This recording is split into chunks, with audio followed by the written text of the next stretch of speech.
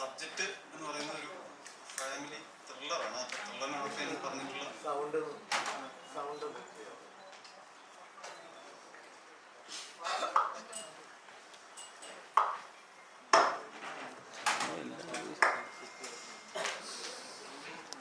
അപ്പോൾ ഒരു ഫാമിലി ത്രില്ലറാണ്. അപ്പോൾ ത്രില്ലറിൽ ഞങ്ങളൊരു ഫിസിക്കൽ പ്രോബ്ലമാണ് അതിനകത്ത് കൂടുതൽ ചർച്ച ചെയ്തിരിക്കുന്നത്. അതായത് SRS എഫക്റ്റ് അല്ലെങ്കിൽ ഓട്ടോ റീസസ്റ്റേഷൻ എന്ന് പറയപ്പെടുന്ന ഒരു സംഭവത്തെ പറ്റിയിട്ടാണ് സ്റ്റോറി കൂടുതലും വന്നിരിക്കുന്നത്. അതായത് ഒരു മനുഷ്യന്റെ ബ്രീത്ത് കുറച്ച് മണിക്കൂറത്തിൽ നിന്ന് പോയാൽ എന്തായിരിക്കും സംഭവിക്കുക?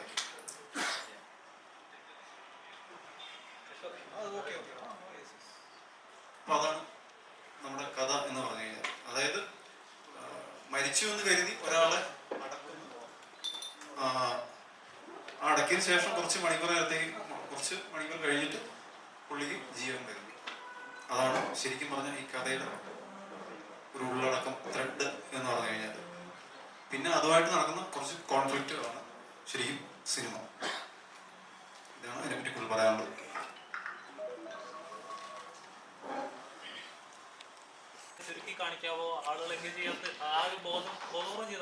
അതെ അതെ, അങ്ങനെ തന്നെ ചെയ്തതാണ്. 1 മണിക്കൂർ 48 മിനിറ്റാണ് മൂവി. നമ്മളങ്ങനെ വളരെ ക്രിസ്പാക്കി ചെയ്തിരിക്കുന്നതാണ്. എന്തുകൊണ്ടാണ് ഇങ്ങനൊരു സബ്ജക്ട് എടുക്കാനുള്ള കാരണം എന്താണ്?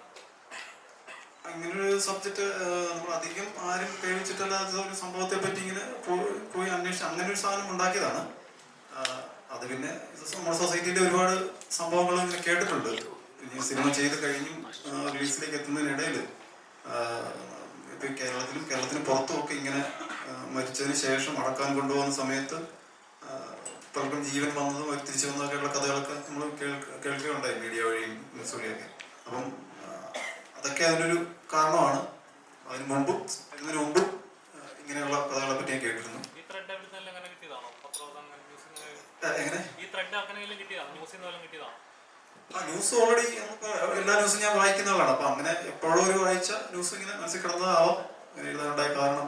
പിന്നെ നമ്മുടെ നാട്ടുപുറത്ത് അങ്ങനെ ഒരു ഇഷ്യൂ വന്നു കഴിഞ്ഞാൽ എന്തായിരിക്കും സംഭവിക്കുക എന്നുള്ളതിൽ നിന്നാണ് ഇങ്ങനൊരു തോട്ടിലേക്ക് വന്നത്. ഈ സിനിമ കണ്ടപ്പോഴേ ഈ വിഷയത്തിനേക്കാൾ ഉപരി എനിക്ക് ഇതിൽ മതത്തിന്റെ പൊളിറ്റിക്സ് ഒരു പ്രൈമറി സബ്ജക്റ്റായിട്ട് തോന്നി. അപ്പോൾ ഇതിൽ മതത്തിന്റെ കുറേ ഈ നാരോ ആയിട്ടുള്ള പെർസ്പെക്റ്റീവ്സിനെ നല്ല രീതിക്ക് ഇതിൽ വിമർശിക്കുന്നുണ്ട്. അപ്പോൾ അത്തരം കാര്യങ്ങളിലോട്ടുള്ള ഒരു പറയാനുള്ള ഒരു പ്രചോദനം എന്തായിരുന്നു? മതം ഇല്ലാതെ നമ്മുടെ സൊസൈറ്റിയിൽ കുറച്ച് പാടാണ് മുമ്പോട്ട് പോകാനായിട്ട്. അപ്പം ഞാനങ്ങനെ അത് കട്ടയ്ക്ക് മാത്രം നിൽക്കുന്ന ഒരാളല്ല. എങ്കിൽ കൂടി മുന്നോട്ട് പോകുമ്പോൾ അത് ഒരു ഫാക്റ്റാണ്. ജീവിച്ചു പോകാൻ വേണ്ടി അത് നമുക്ക് ആവശ്യമാണ്. ചില ഘട്ടങ്ങളിലൊക്കെ അത് ആവശ്യമായിട്ട് വരും. ഒരു നാട്ടിൻ പുറത്ത് ഇങ്ങനൊരു സംഭവം നടക്കുമ്പോൾ ഓട്ടോമാറ്റിക്കായിട്ട് അങ്ങനെ ഒരു ഇഷ്യൂസ് ഓട്ടോമാറ്റിക്കായിട്ട് അതിലേക്ക് വന്ന് ചെയ്യും. അപ്പൊ അതാണ് അങ്ങനെ ആ ഒരു ഇതിലേക്ക് ട്രാവൽ ചെയ്യാൻ കാരണം. സ്ത്രീകളുടെ പള്ളി പ്രവേശനത്തിന്റെ കാര്യം അടക്കമുള്ള കാര്യങ്ങൾ നല്ല രീതിയിൽ വിമർശിക്കുന്നുണ്ട്. അപ്പൊ ഇത്തരത്തിൽ ഇത് ചെയ്യുമ്പോൾ ഇത് ഹൈലി സെൻസിറ്റീവ് ആയിട്ടുള്ള കാര്യങ്ങളാകുമ്പോൾ എന്തെങ്കിലും തരത്തിലുള്ള വെല്ലുവിളി നേരിടാൻ സാധ്യതയുണ്ടോ? ഇപ്പൊ നമ്മള് ഏത് സിനിമ പറഞ്ഞു കഴിഞ്ഞാലും അതിനകത്ത് എവിടെയെങ്കിലും ഒക്കെ ഒരു പൊളിറ്റിക്സ് കടന്നു വരും. അത് ചർച്ച ചെയ്യപ്പെടാറുണ്ട്. മിക്ക സിനിമകളിലൊക്കെ അത് സ്വാഭാവികമായിട്ടും കടന്നു വരാനുള്ള ഉത്തരം പറയാറുള്ളതാണ്. ചില ഉത്തരങ്ങൾ അത് ഭയങ്കര വിവാദമാവും, ചിലത് ഓട്ടോമാറ്റിക്കായിട്ട് തള്ളിക്കളയും. ഇവിടെയും അത് ഓട്ടോമാറ്റിക്കായിട്ട് ഇങ്ങനെ കയറി വന്നതാണ്. നമ്മുടെ വിശ്വാസത്തിലൊക്കെ ചിലപ്പോൾ അങ്ങനെ ഒരു ചോദ്യം ചെയ്യലൊക്കെ ഉണ്ടാകാറുള്ളതാണ്, കണ്ടിട്ടുണ്ട്. അപ്പോൾ അതാണ് അവിടെയും അങ്ങനെ ഒരു സീൻ നടന്നത്.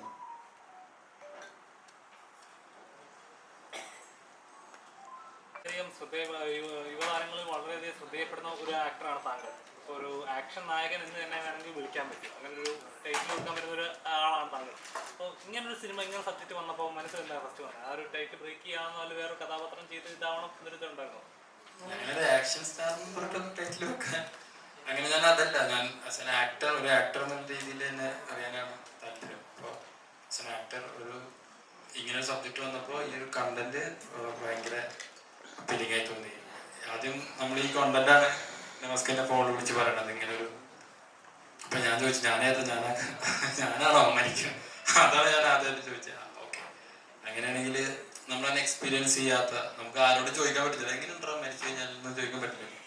അപ്പോൾ അത് നമ്മൾ തന്നെ ഉണ്ടാക്കുന്ന ഒരു പരിപാടിയാണല്ലോ. അപ്പോൾ അത് ഭയങ്കര ഇൻട്രസ്റ്റിംഗ് ആയി തോന്നി. അങ്ങനെ പെർഫോം ചെയ്യാന്നുള്ളൊരു സാധനം ഉണ്ടല്ലോ, അത് കിട്ടിയപ്പോൾ ആസ് ആൻ ആക്ടർ ഭയങ്കര സന്തോഷമാണ്. അങ്ങനെയാണ് ഈ സിനിമയിലോട്ട് എത്തുന്നത്.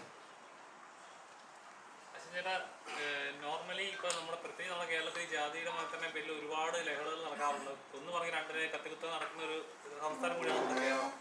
ശരിക്കും പറഞ്ഞാൽ ഈ ഒരു വ്യവസ്ഥ മാറേണ്ട സമയമായില്ലോ? മനുഷ്യനെന്നുള്ളതാണ് കൺസിഡർ ചെയ്യേണ്ടത്, ജാതിയല്ല മതമല്ല എന്ന് കൺസിഡർ ചെയ്യേണ്ടത് ഒരു വ്യവസ്ഥ വരേണ്ട സമയം കഴിഞ്ഞില്ലേ? ഇത് നേരത്തെ പറഞ്ഞ പോലെ, ഡയറക്ടർ പറഞ്ഞ പോലെ, നമ്മുടെ ലൈഫിൽ ഇതെല്ലാം കണക്റ്റഡാണ്. ജാതി, മതം, പൊളിറ്റിക്സ് എല്ലാം കണക്റ്റഡാണ്. അല്ലാതെ മനുഷ്യർ ജീവിക്കാൻ പറ്റില്ല. ഇതെല്ലാം കണക്റ്റായി കിടക്കുന്നുണ്ട്. അപ്പോൾ എനിക്ക് തോന്നുന്നു പണ്ടത്തെക്കാളും കുറഞ്ഞു വരുന്നുണ്ട് ഇപ്പോൾ. അതായത് ജനറേഷൻ്റെ വ്യത്യാസം അനുസരിച്ചിട്ട് ഒരുപാട് ചേഞ്ച് ആയി വന്നിട്ടുണ്ട്. താമസിക്കുന്നത് കുറയുന്നു തന്നെയാണ് എൻ്റെ വിശ്വാസം.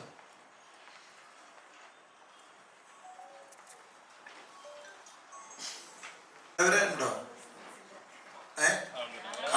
കണ്ടവരോട് ഞാൻ ചോദിക്കട്ടെ, ഇത് നിങ്ങളാണ് ഞാൻ ചോദിക്കുന്നത്. സിനിമ എങ്ങനെയുണ്ട്? നല്ല പടമാണ്.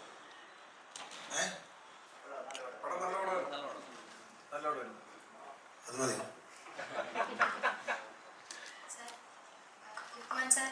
കബറിനുള്ളിലുള്ള ഷൂട്ട് ചെയ്തില്ലേ, എക്സ്പീരിയൻസ് ഇടയ്ക്കൊക്കെ വരാം. നോർമൽ ആയിട്ടുള്ള കാര്യം. അത് ആക്ച്വലി എനിക്കത് ഞങ്ങളത് വേറൊരു സംസാരിച്ചത് അതങ്ങനെ സെറ്റ് ഇട്ട് അങ്ങനെ നമ്മൾ കബർ വേറെ തന്നെയാണ് ഷൂട്ട് ചെയ്തത്. അപ്പോൾ കബർ ഷൂട്ട് ചെയ്യുമ്പോൾ എനിക്ക് മെന്റലി കുറച്ച് പ്രശ്നങ്ങളുണ്ടായി. എന്ത് സെൻസ് അത് കാണുമ്പോൾ നമുക്ക് മൈൻഡിനും നമ്മുടെ ഫുൾ മൂടി അകത്ത് വെക്കുമ്പോഴും ഞാൻ 2-3 പ്രാവശ്യം പെട്ടെന്ന് ടെൻഷൻ അടിച്ച് എനിക്ക് അങ്ങനെയൊക്കെ ഉണ്ടായി. പക്ഷെ ഞാൻ കുറച്ച് കഴിഞ്ഞപ്പോൾ ഞാൻ കബർ എൻജോയ് ചെയ്ത് തുടങ്ങി. മനുഷ്യന്മാർ അങ്ങനെയാണ്, എവിടെ ചെന്നാലും ആ ഒരു സിറ്റുവേഷൻ അനുസരിച്ച് എൻജോയ് ചെയ്യും. നമ്മളൊക്കെ മരിച്ചു കഴിഞ്ഞാൽ ചിലപ്പോൾ നമ്മൾ എൻജോയ് ചെയ്യും. അപ്പോൾ അത് നല്ല എക്സ്പീരിയൻസ് ആയിരുന്നു. ഭയങ്കര പിന്നെ എന്നെ പെർഫോം ചെയ്യുക എന്നുള്ളതൊക്കെ ഭയങ്കര സന്തോഷം ഉണ്ട്. ബറീഡ് എന്ന് പറഞ്ഞ സിനിമ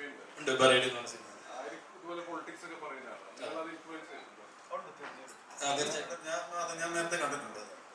ഞങ്ങളത് ഇത് ഫസ്റ്റ് സബ്ജക്ട് സംസാരിച്ചപ്പോൾ നമ്മൾ ബറീഡിനെ കുറിച്ച് സംസാരിച്ചായിരുന്നു. ബറീഡ് എനിക്കൊന്ന് കംപ്ലീറ്റ്ലി ഇതിന്റെ അകത്താണ്. ടോട്ടലി സിനിമ മൊത്തം ക്ലൈമാക്സിലാണ് മൊത്തം. അത് പിന്നെ കുറച്ച് അവരെ കയ്യിൽ ടോർച്ച് കുറച്ച് അങ്ങനെ സാധനങ്ങളൊക്കെ ഉണ്ട്. അതും രണ്ടാണ്. പക്ഷെ എനിക്ക് തോന്നുന്നത് ഇങ്ങനെ നമ്മളെ അടുത്തൊന്നും ഇങ്ങനത്തെ ഒരു സബ്ജക്ട് ചർച്ച ചെയ്തിട്ടില്ല എന്നുള്ള ഈ കണ്ടന്റ് തന്നെയാണ് നമ്മളെ എക്സൈറ്റ് ചെയ്യിച്ചത്.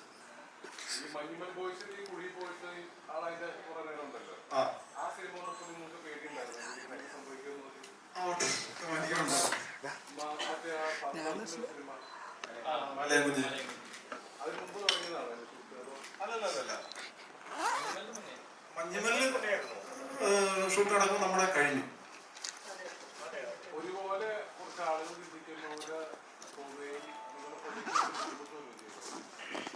ഒരുപോലെ ചിന്തിക്കുന്ന ആൾക്കാരെ കണ്ടിട്ടുണ്ട്. പക്ഷെ ഒരേ സാധനം 10 രീതിയിലായിരിക്കാം വരിക എന്നുള്ളതാണ്. അപ്പൊ അതെനിക്ക് ഭയം ഉണ്ടായിരുന്നെങ്കിൽ കൂടി നമ്മുടേതായ ഒരു വ്യത്യസ്തത ഉണ്ടാവും എന്നറിയാമായിരുന്നു.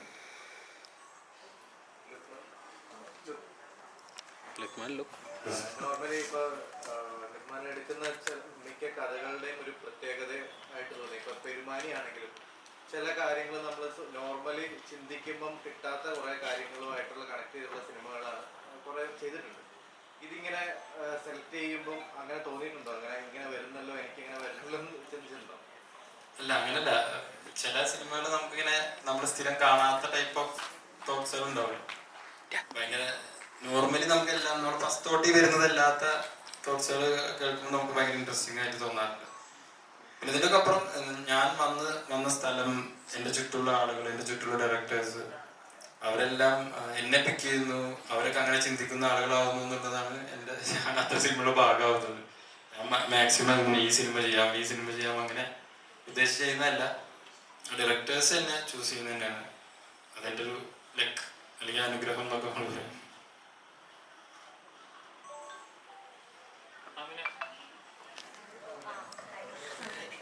എങ്ങനെയുണ്ടായിരുന്നു ഇങ്ങനെ സബ്ജക്ട് ഫസ്റ്റ് തന്നെ? ഇപ്പം തുടർച്ചയായി ചെയ്തുകൊണ്ടിരിക്കുന്ന സിനിമകൾ ഉണ്ടാവുമല്ലോ, ഇപ്പം നല്ല രീതിയിൽ വന്നുകൊണ്ടിരിക്കുകയാണ്. അപ്പോൾ ഇങ്ങനെ സബ്ജക്ട് കേട്ടപ്പോൾ ഫസ്റ്റ് മൈൻഡ് വന്നിട്ടുണ്ടായിരുന്നു? എനിക്ക് ശരിക്കും ആദ്യം ഞാൻ ഓഡിഷൻ വഴിയാണ് ഈ പടത്തിലേക്ക് വന്നത്. അപ്പൊ എനിക്ക് ഫസ്റ്റ് ഇതിനെ കുറിച്ച് സബ്ജക്റ്റിന്റെ കാര്യം എനിക്ക് അറിയത്തില്ലായിരുന്നു. അതിനുശേഷം ഓഡിഷനിൽ സെലക്ട് ആയി കഴിഞ്ഞതിന് ശേഷമാണ് എൻ്റെ അടുത്ത് സബ്ജക്റ്റിന്റെ കാര്യം പറയുന്നത്. അപ്പോൾ എനിക്ക് സത്യമായിട്ട് തോന്നിയത് ഭയങ്കര ഡിഫറെൻ്റ് ആയിട്ടുള്ള സംഭവമാണ്. ഇത് ചെയ്താൽ നല്ലതായിരിക്കും എന്ന് എനിക്ക് ഫീൽ ചെയ്തു. ബിക്കോസ് ശരിക്കും എന്താ നമ്മുടെ പെർസ്പെക്റ്റീവ് ചേഞ്ച് ചെയ്യാൻ കഴിയുന്ന ഒരു സബ്ജക്റ്റാണ്. ചില ആൾക്കാർ പല രീതിയിലും ചിന്തിക്കും. ഓരോ ആൾക്കാർക്കും ഓരോ രീതിയിലായിരിക്കും സെയിം സാധനം ഇമ്പാക്ട് ചെയ്യുന്നത്. അപ്പോൾ എനിക്ക് തോന്നുന്നു ആൾക്കാരുടെ ഔട്ട്ലുക്ക് മാറ്റാൻ നല്ല പൊട്ടൻഷ്യൽ ഉള്ള ഒരു പവർഫുൾ സബ്ജക്റ്റ് ആണെന്നാണ് എനിക്ക് ഫീൽ ചെയ്തത്. സോ സന്തോഷം, ചെയ്യാൻ പറ്റിയൊരു സന്തോഷം, ഭാഗമാകാൻ പറ്റിയൊരു അത് തന്നെയാണ്. ലുക്മാൻ എന്ന കലിപ്പിനെ നമുക്കറിയാം. ലുക്മാൻ എന്ന റൊമാൻറ്റിക് സ്റ്റാറിനെ എങ്ങനെയുണ്ട്? റൊമാൻറ്റിക് സ്റ്റാർ ഭയങ്കര റൊമാൻറ്റിക് ആയിരുന്നു. ആദ്യം കുറച്ച് പാടായിരുന്നു. എൻ്റെ അടുത്ത് ഇങ്ങനെ പറയുന്നുണ്ടായിരുന്നു, ഞാൻ ആകെ സുലേഖ മനസ്സിലാണ് ഇച്ചിരി, അതിലും റൊമാൻസ് ഒന്നും അധികം ഇല്ല, എന്നിട്ട് ഞാൻ അതാണ് ചെയ്തത്, അതിനുശേഷം ഞാൻ റൊമാൻസ് ഒന്നും അങ്ങനെ ചെയ്തിട്ടില്ല എന്നൊക്കെ പറഞ്ഞാൽ എൻ്റെ അടുത്ത് ആദ്യം ഫസ്റ്റ് നമ്മൾ അങ്ങോട്ടും ഇങ്ങോട്ടും ജസ്റ്റ് നോക്കിയിരിക്കുന്ന സീനായിരുന്നു. അപ്പൊ എൻ്റെ അടുത്ത് അത് ഓർക്കുന്നുണ്ടോന്ന് അറിയത്തില്ല.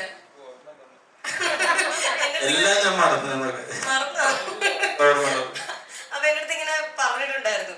അപ്പൊ ഞാൻ പറഞ്ഞു ആന്നും കുഴപ്പമില്ല, അത് സെറ്റാക്കാം, നമ്മള് കുറച്ചേരം അങ്ങോട്ട് ഇങ്ങോട്ട് നോക്കിയിരുന്നാൽ മതി പറഞ്ഞിട്ട് നമ്മൾ അങ്ങനെ സിങ്ക് ആയി. ആദ്യം പുള്ളി ഇങ്ങനെ പറഞ്ഞിട്ടുണ്ടായിരുന്നു. പിന്നെ നമുക്ക് ഒന്നും പറയണ്ട, നമ്മുടെ നമ്മളെല്ലാം ചെയ്തോളൂ, എല്ലാം സെറ്റ് സിങ്ക് ആയി. അപ്പൊ അങ്ങനെയായിരുന്നു, നല്ലായിരുന്നു. It was nice working with ലുക്കു, നല്ലായിരുന്നു.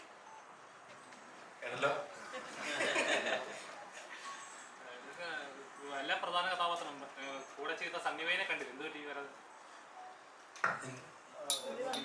എന്തോ മീറ്റിംഗ് ആക്ച്വലി ഇന്നലെ വരെ പ്രൊമോഷൻ ഉണ്ടായിരുന്നു, നാളെ ലേറ്റ് നൈറ്റ് പ്രൊമോഷൻസ് ഉണ്ടായിരുന്നു. പക്ഷെ എന്തോ മീറ്റിംഗ് എന്താ പിന്നെ എന്താ നമ്മളെല്ലാം പറയുമ്പോഴേ നമ്മുടെ എല്ലാ ഈ സിനിമ കണ്ടവർക്ക് അറിയാം. ഈ സിനിമ ആക്ടേഴ്സും എന്നൊക്കെ തന്നെ ഉപരി ഇതിന്റെ ടെക്നിക്കൽ സൈഡ് ഭയങ്കര സപ്പോർട്ടീവായിട്ട് വേണ്ട സിനിമയാണ്. ഇതിന്റെ DOP റഹീംഖാണ് DOP ഇവിടെ ഉണ്ട്.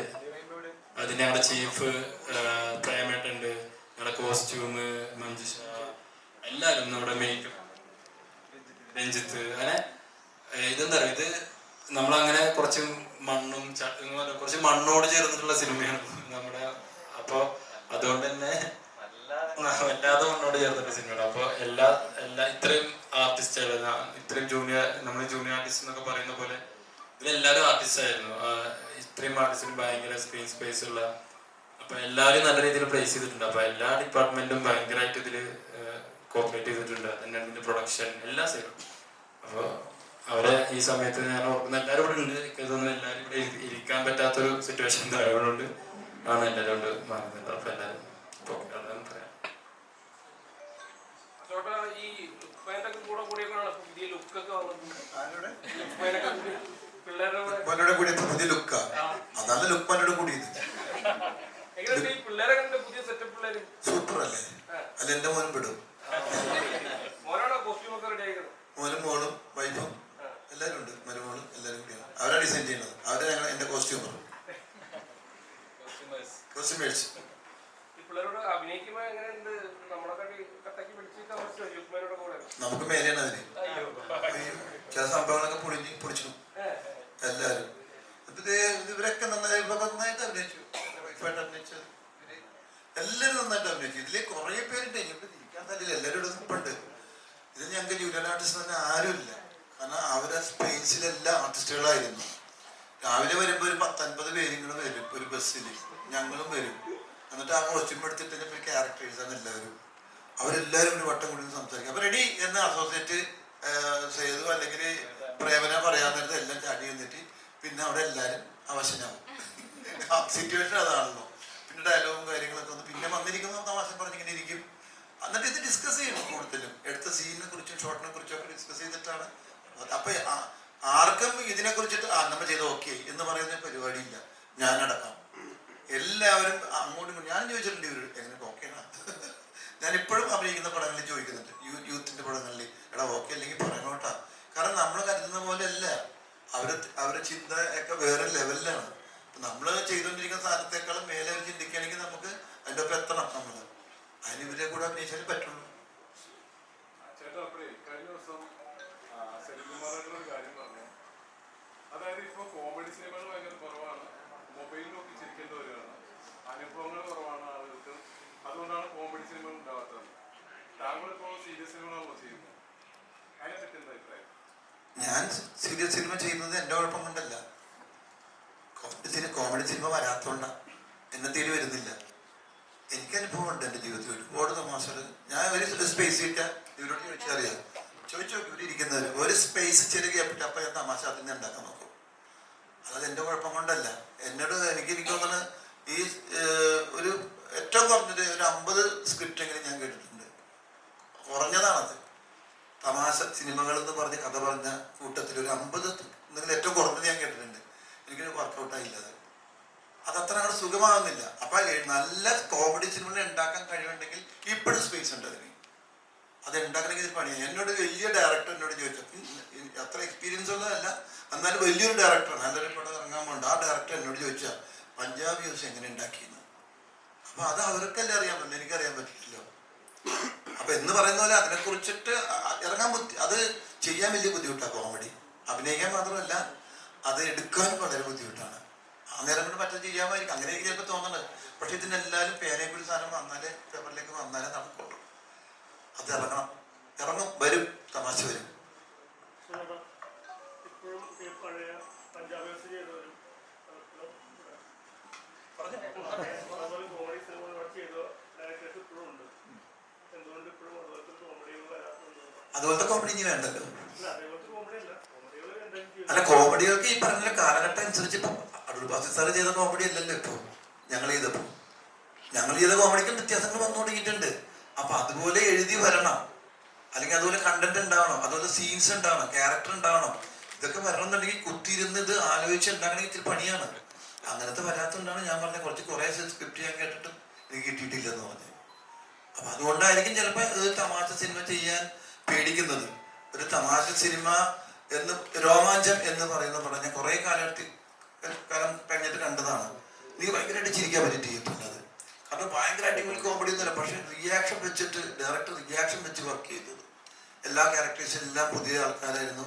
അവരെ കാണാത്ത ഫേസ്, ന്യൂ ഫേസ് ആയിരുന്നു കുറെ പേര്. അവരുടെ റിയാക്ഷൻസ് ഗംഭീരമായിരുന്നു. ഏറ്റവും കൂടുതൽ റിയാക്ഷൻ വെച്ച് വർക്ക് ചെയ്ത സിനിമയായിരുന്നു തോന്നി കോമഡി സിനിമയിൽ രോമാഞ്ചം. അപ്പൊ അതുപോലെ ഭയങ്കര ബുദ്ധിമുട്ടുള്ള ഒരു സംഭവമാണ് ഈ തമാശപ്പടം. അത് എഴുതി എടുക്കാൻ വലിയ ബുദ്ധിമുട്ട് തന്നെ. അതുപോലത്തെ വരുന്ന നല്ല പ്രതീക്ഷയുണ്ട്. ഏത്? ആ, കോമഡി കാര്യങ്ങളെല്ലാം ഉണ്ടായിരുന്നു.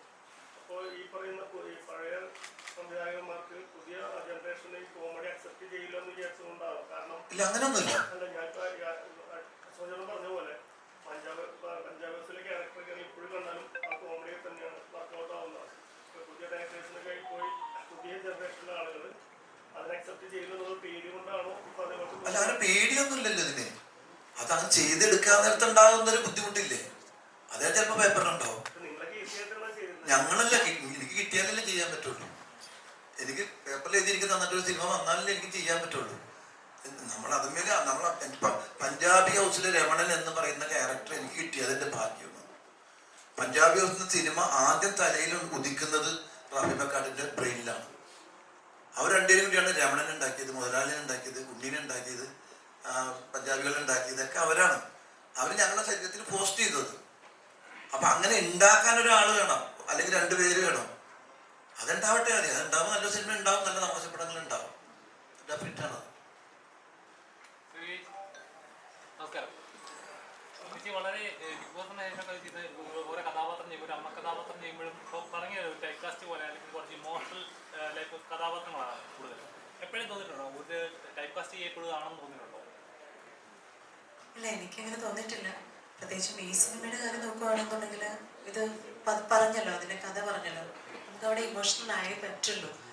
പിന്നെ നമ്മളിപ്പോൾ സമൂഹത്തിൽ നോക്കുകയാണെങ്കിൽ തന്നെ ഞാൻ പറഞ്ഞിട്ടുള്ളൊരു കാര്യം കൂടിയാണ്, ഒരേ ടൈപ്പ് കഥാപാത്രങ്ങളാണെങ്കിലും ഒരേ ടൈപ്പ് കഥാപാത്രങ്ങൾ നമ്മൾ കാണുന്നുണ്ടാവും നമ്മുടെ ഡെയിലി ലൈഫിൽ. പക്ഷേ ആ കഥാപാത്രങ്ങളൊക്കെ തന്നെ ഡിഫറെൻ്റ് ആണ്.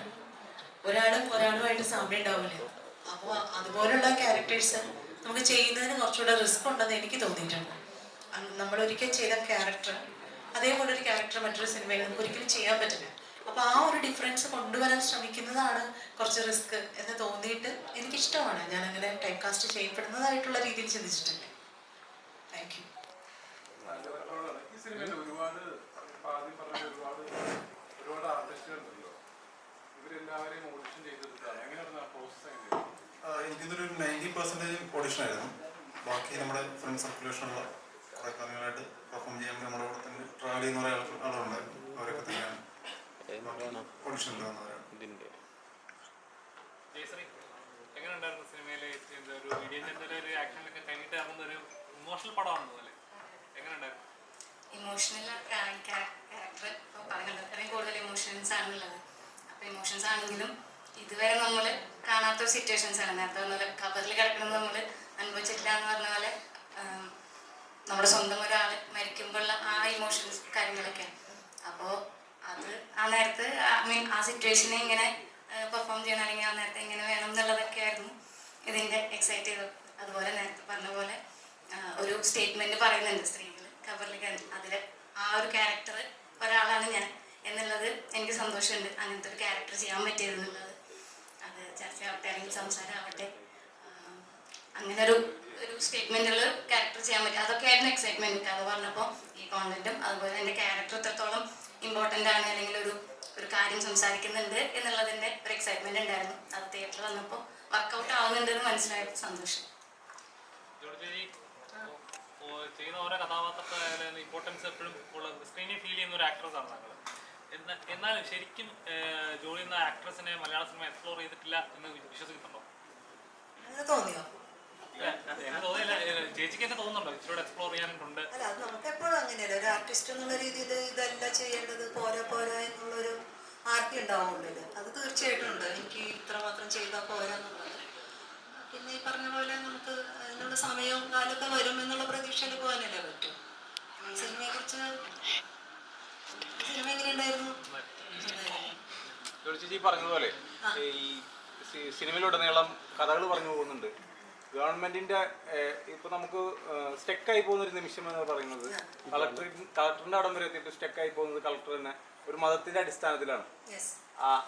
അതിനുപരി കൂട്ടുകാരന്റെ ജീവൻ രക്ഷിക്കാൻ വേണ്ടിയിട്ട് കൂട്ടുകാരൻ വന്നപ്പോഴും അവിടെ മതം വരുമ്പോൾ അവരും സ്റ്റെക്കായി പോവുകയാണ്. അപ്പോൾ വേറൊരു മതത്തിൽപ്പെട്ടൊരു വ്യക്തി മറ്റു മതസ്ഥരോട് ഇതിനെപ്പറ്റി സംസാരിക്കുന്നത് സൊസൈറ്റീനെ ബാധിക്കുന്നില്ലേ?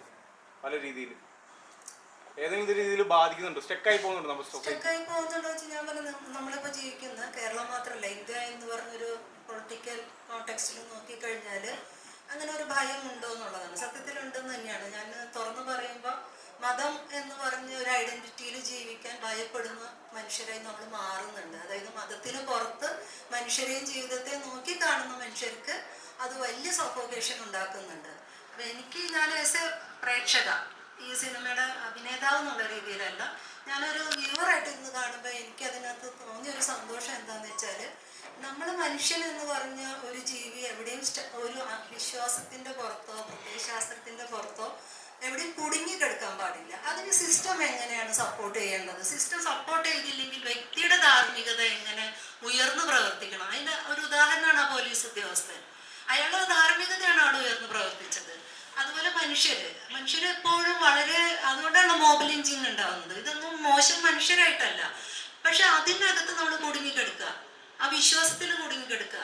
അപ്പോൾ ഞാൻ പറഞ്ഞാൽ നമ്മൾ കുറച്ച് പുറകോട്ട് പോകണമെങ്കിൽ സദ്യ അനുഷ്ഠിക്കുമ്പോൾ ഈ അച്ഛനോ ആങ്ങളേക്കോ ആ കുടുംബക്കാർക്കോ ആ മോളോട് ഇഷ്ടമല്ലാഞ്ഞിട്ടല്ല, വിശ്വാസമാണ് അവരെ കൊണ്ടത് ചെയ്യിക്കുന്നത്, അല്ലേ? അപ്പം ഇതിൻ്റെ തോട്ട് പ്രോസസ്സിന് മാറ്റി കൊടുക്കുക എന്നുള്ളതും കൂടിയാണ് നല്ല വിശ്വാസി ചെയ്യേണ്ടത്. അതല്ലാതെ മതം ഉണ്ടാവാൻ പാടില്ല, വിശ്വാസം ഉണ്ടാവാൻ പാടില്ല എന്നല്ല. മറിച്ച് ഇത് എങ്ങനെയാണ് പ്രോഗ്രസീവായിട്ട് ഒരു സമൂഹത്തിന് കുറച്ചുകൂടി മനുഷ്യത്വപരമായിട്ട് മുന്നോട്ട് കൊണ്ടുപോകാൻ എന്തൊക്കെ എലമെന്റ് വേണമെന്നുള്ളത്. അപ്പം അങ്ങനെ നോക്കുമ്പോൾ എനിക്ക് തോന്നി ഈ സിനിമ അങ്ങനെ കുറേ കാഴ്ചകളിൽ സട്ടിലായിട്ട് പറഞ്ഞു വെക്കുന്നുണ്ട്, ലൗഡല്ല. അതെനിക്ക് തോന്നുന്നു നമുക്കത് ഒരു വായനയും കൂടെ പോയി കഴിഞ്ഞാൽ അങ്ങനത്തെ ഒരുപാട് എലമെന്റ്സ് മനുഷ്യരിലൂടെ തന്നെ പറയാൻ ശ്രമിച്ചിട്ടുണ്ട്. സൗഹൃദങ്ങളുണ്ട്. ഇനി കുടുംബം എന്ന് പറഞ്ഞത് വേറെ ഒന്ന് എനിക്ക് പ്രത്യേകം എടുത്ത് പറയുന്നത്, ഇന്നത്തെ ഇസ്ലാമോഫോബിയ നിലനിൽക്കുന്ന ഒരു സൊസൈറ്റിയിൽ ഇരുന്നിട്ട് ഒരു മുസ്ലിം കുടുംബം എന്തും കൂടിയാണെന്നത് പറഞ്ഞു വെക്കുന്നുണ്ട്. എനിക്കത് ഭയങ്കര ഒരു ഹ്യൂജ് റെസ്പെക്റ്റ് ഉണ്ട് കേട്ടോ നവാസിനോട്. കാരണം കളിയും ചിരിയും ഒരു സമാനതയുള്ള ഭാര്യയും ഭർത്താവും മക്കളും ഒന്നിച്ച് അവരുടെ കുടുംബകാര്യങ്ങൾ സംസാരിക്കുന്ന, ലൈവായിട്ട് തമാശ പറയുന്ന, ടീസ് ചെയ്യുന്ന അങ്ങനെ ഒരു കുടുംബാന്തരീക്ഷം കൂടെ ഉണ്ട്. വേറെ അല്ല, പ്രൊജക്ഷൻ വേറെ ആണെങ്കിലും ഇതും കൂടെ ഉണ്ടെന്ന് പറയാൻ സാധിച്ചതിൽ എനിക്ക് ഭയങ്കര സന്തോഷം തോന്നുന്നുണ്ട്. Thank you. മതമാണോ മനുഷ്യനാണോ എന്ന് ചോദിച്ചാൽ മതം എന്ന് പറയേണ്ട ഒരു അവസ്ഥയിലേക്ക് പോന്നുകൊണ്ടിരിക്കുകയാണ്. കാരണം നേരത്തെ ഒരു അപകടം ഉണ്ടാകുമ്പോൾ കൈ ഓർക്കാനായിട്ട് എല്ലായിടത്തും നിന്ന് വരും. ഇന്ന് അങ്ങനത്തെ ഒരു സ്ഥിതിയിലാണോ ജീവിക്കുന്നത്? മതമോ മനുഷ്യനോ എന്ന് ചോദിച്ചാൽ അത് മനുഷ്യന്റെ ഒരു നിസ്സഹായതയാണ്. കാരണം മതത്തിനുണ്ടായിരുന്ന ഒരു കൗൺസിലിംഗ് റോളുണ്ട് ഒരു കാലത്ത്. മനുഷ്യനെ സംബന്ധിച്ച് മതം അവന്റെ ഒരു ആശ്വാസത്തിന് വേണ്ടിയായിരുന്നു. മറിച്ച് ഇന്ന് പൊളിറ്റിക്കൽ റിലീജിയൻ ഡെവലപ്പ് ചെയ്തപ്പോൾ ലോകമെമ്പാടും, അത് ഇന്ത്യയുടെ കേരളത്തിന്റെ പ്രശ്നം, ലോകം മൊത്തം എടുത്താൽ കെയോസ് ഉണ്ടാക്കുന്നത് അതിൻ്റെ തന്നെ. അതിനെന്താന്ന് വെച്ചാൽ നമ്മളേതുപോലുള്ള മനുഷ്യരെ അതിന് ടൂളാക്കാൻ പറ്റുന്നുണ്ട്. സാധാരണ മനുഷ്യരെ അതിന് ടൂളാക്കാൻ പറ്റുന്നുണ്ട്.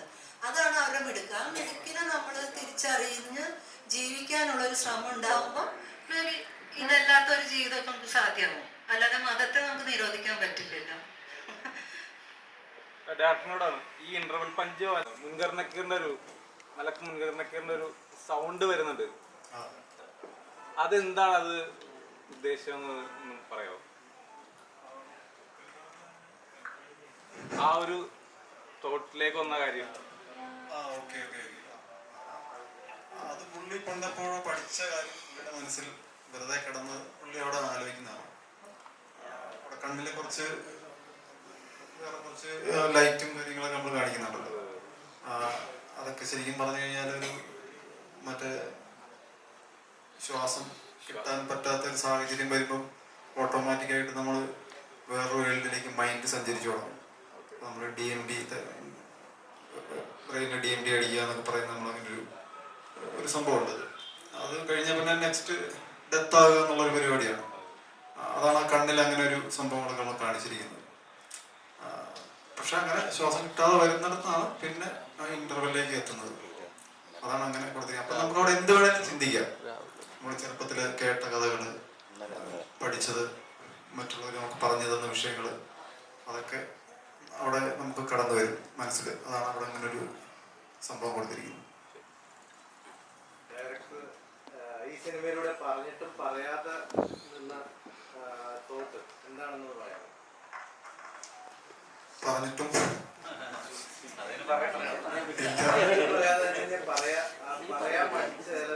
പറയാൻ പഠിച്ച കുറെ വിഷയങ്ങൾ അതിനകത്ത് കുറച്ച് സംഭവങ്ങൾ പ്ലാൻ ചെയ്തിരുന്നു ഉള്ളിൽ. നിങ്ങൾ കണ്ടതല്ലാതെ ബ്രോ കണ്ടായിരുന്നോ മൂവി?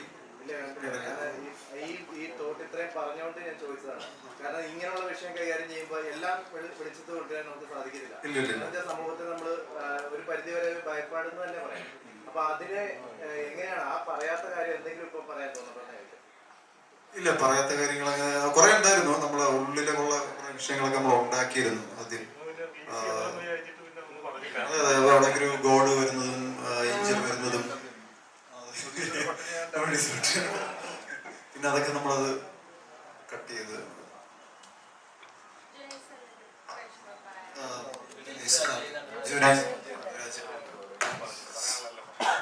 ആക്ച്വലി ഇവർ രണ്ടുപേരും നമ്മുടെ കൂടെ വർഷങ്ങളായിട്ട് ട്രാവൽ ചെയ്യുന്നവരാണ്. കുറച്ച് ഈ മൂവിയിൽ കുറെ നല്ല ക്യാരക്ടർ രണ്ടുപേരും ചെയ്തിട്ടുണ്ട്. പിന്നെ അദ്ദേഹം ക്യൂവിലൊക്കെ ഉണ്ടായിരുന്നു, കുറെ പടങ്ങളുണ്ടായിരുന്നു. അജയ് ഉണ്ട്, കുറെ മൂവിൽ ഇപ്പം സേതുപതി സാറിനോട് അഭിനയിച്ചിട്ടിരിക്കുകയാണ് തമിഴിൽ ഒരു വൻ ക്യാരക്ടറൊക്കെ ആയിട്ട്. പ്ലീസ്.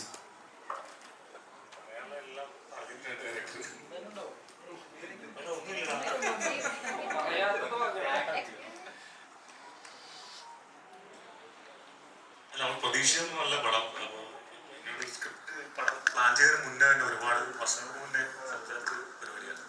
പടം പ്ലാൻ ചെയ്തതിന് മുന്നേ ആയിട്ട്. അപ്പോൾ ആ ടൈമിൽ നമ്മൾ പ്രതീക്ഷിക്കുന്ന ഒരു പരിപാടിയുണ്ട്. ഷൂട്ട് ചെയ്യുമ്പോഴും നമ്മൾ പ്രതീക്ഷിക്കുന്ന ഒരു പരിപാടി ഉണ്ടാവും. പക്ഷെ അതൊന്നും അല്ല തിയേറ്ററിൽ കണ്ടപ്പോൾ എൻറ്റയർലി വേറൊരു പരിപാടിയാണ്. നമ്മളെന്തോ പ്രതീക്ഷിച്ചോ അതിന് 4 പടത്തിൻ്റെ റിസൾട്ട്. അതാണ് പറയാനുള്ളത്. ഈ സിനിമയിൽ ആദ്യം തന്നെ ഈ കഥ കേട്ടപ്പോൾ ഹുക്കായിട്ടുള്ള പാട്ട് എന്താന്ന് വെച്ചാൽ, ഇതില് ഒരു മെയിൻ ആക്ടർ ഈ സിനിമയിൽ ആദ്യം തന്നെ മരിക്കുകയാണ്, ഖബറിലേക്ക് പോവാണ്. അപ്പം ബാക്കി എന്താ സിനിമ എന്നാണ് ആദ്യമായിട്ട് ഹുക്ക് ചെയ്ത സാധനം. അതാണ് ഞാൻ ആദ്യം ഈ ഡയറക്ടറോട് ചോദിച്ചത്. അതാണ് ഈ സിനിമ.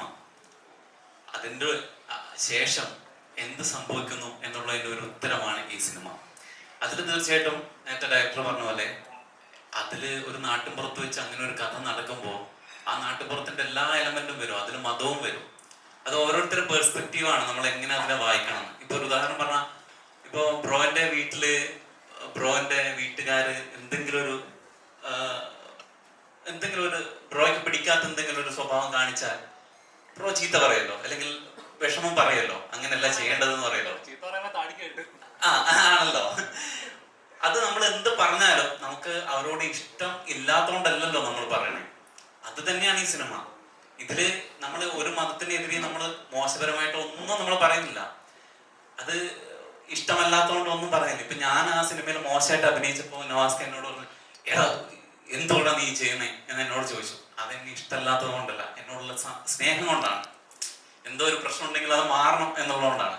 അപ്പൊ ആ ഒരു മാറ്റത്തിന്റെ കാര്യം കൂടിയാണ് നമ്മൾ സംസാരിക്കുന്നത്. അത് ഒരു മതത്തിന്റെ മാത്രമല്ല, എല്ലാ മതത്തിലും എല്ലാ ജീവിത സാഹചര്യങ്ങളിലും അതുണ്ടാകും.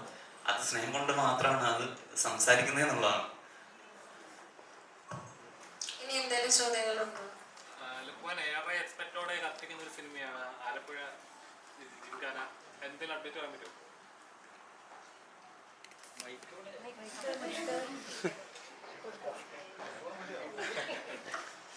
ആലപ്പുഴ ജിംഖാന ഷൂട്ട് കഴിഞ്ഞു, ഡബ് കഴിഞ്ഞു, പിന്നെ എഡിറ്റ് നടന്നുകൊണ്ടിരിക്കുന്നു. അതിന്റെ അപ്ഡേറ്റ്സ് ഒക്കെ വരും. എനിക്ക് തോന്നുന്നത് നെക്സ്റ്റ് ഇയർ ആണ് റിലീസ് ഉള്ളൂ, മാർച്ച് ഏപ്രിൽ ആ ടൈമിലാണ്. ഉണ്ടാവും എന്തായാലും, ചെറിയ രീതിയിലൊക്കെ ഒരു പൂരപ്പുറമ്പാവും, ഒരു പള്ളിപ്പെരുന്നാളെങ്കിലും ഉണ്ടാവും. പിന്നെ ഖാലിദ് റഹ്മാന്റെ പടമാണ്, അതാണ് ഇതിന്റെ ഹൈലൈറ്റ്.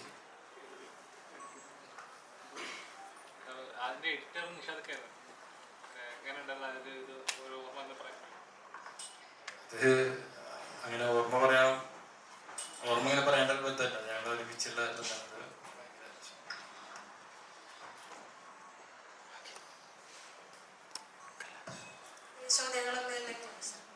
ഓക്കെ, അപ്പൊ എല്ലാവർക്കും നന്ദി. സിനിമ കാണാത്തവരെല്ലാവരും സിനിമ തിയേറ്ററിൽ പോയി തന്നെ കാണുക, വിജയിപ്പിക്കുക, എല്ലാ സപ്പോർട്ടും ഉണ്ടാവുക. Thank you.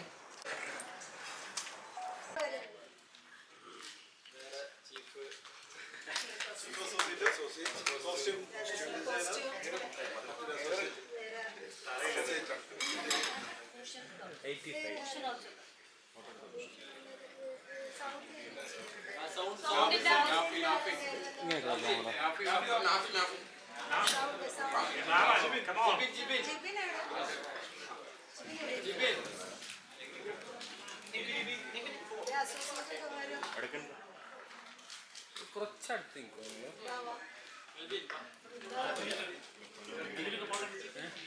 അല്ല, അവിടെ ഇരുന്നിട്ട് ബാക്കിൽ നിൽക്കാൻ സ്ഥലമുണ്ട് എല്ലാവർക്കും. അല്ല, കുറച്ചൊരു കസേര ഇരുന്ന് താഴെ ഇരിക്കാവോ? കുറച്ചൊരു കസേര ഇരുന്നു.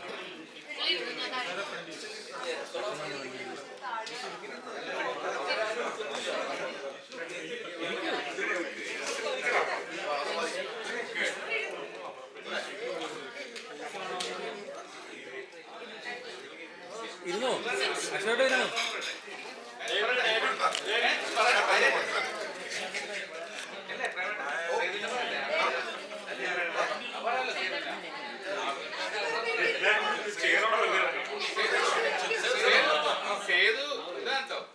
ഡയറക്ടറാണ്, അപ്കമിംഗ് ഡയറക്ടർ അഭിജിന്റെ കുട്ടിയുടെ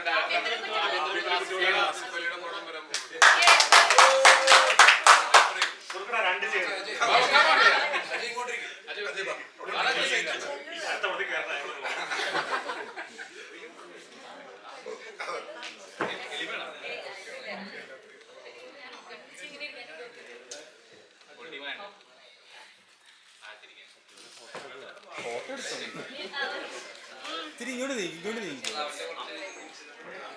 ഓക്കെ, റെഡി. ഇങ്ങോട്ട് നോക്കോ.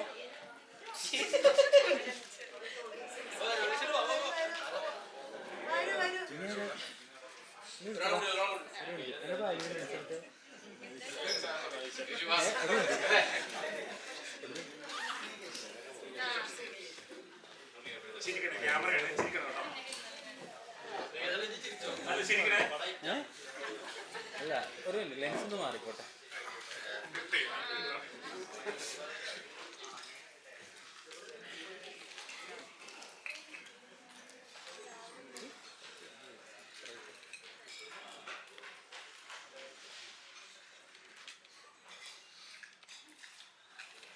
എല്ലാവരും നോക്കോളൂ. എല്ലാവരും ഇവിടെ